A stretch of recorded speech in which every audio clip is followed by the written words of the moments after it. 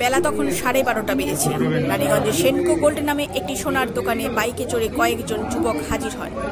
সেই দোকানের নিরাপত্তারক্ষী জানাচ্ছেন, জনা 8 লোক বাইক নিয়ে দোকানে উপস্থিত হয়। তারপর শটান দোকানে ঢুকে বন্দুক বের করে তাক করে। নিরাপত্তারক্ষী রাইফেলও কেড়ে নেওয়া হয় বলে তাঁর দাবি।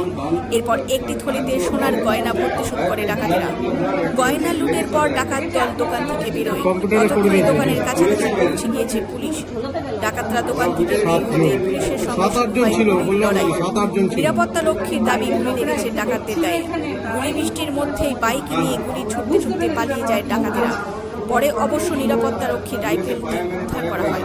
প্রসঙ্গত, গত বছর পুরুলিয়া শহর এবং রানাঘাটে এই একই সংস্থার 2টি সোনার দোকানে কার্যত একইভাবে ডাকাতির ঘটনা ঘটে। বছর ঘুরতে না ঘুরতেই এবার একই ঘটনা রানীগঞ্জে। গত বছর পুলিশ তদন্তে নেমে জানতে পেরেছিল বিহারের একটি গ্যাং রয়েছে এর পেছনে। তখন বিহারের বাসিন্দা বেশ কয়েকজনকে গ্রেপ্তার করেছিল পুলিশ। যদিও আবার কার্যত একইভাবে ডাকাতির ঘটনা ঘটে গেল রানীগঞ্জে।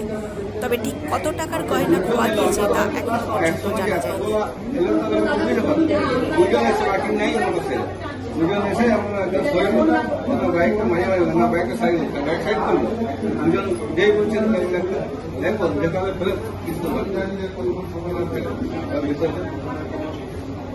তারপর আরো 6 জন ওখানে 2 জন এসছে, একসঙ্গে হেলমেটটা পরে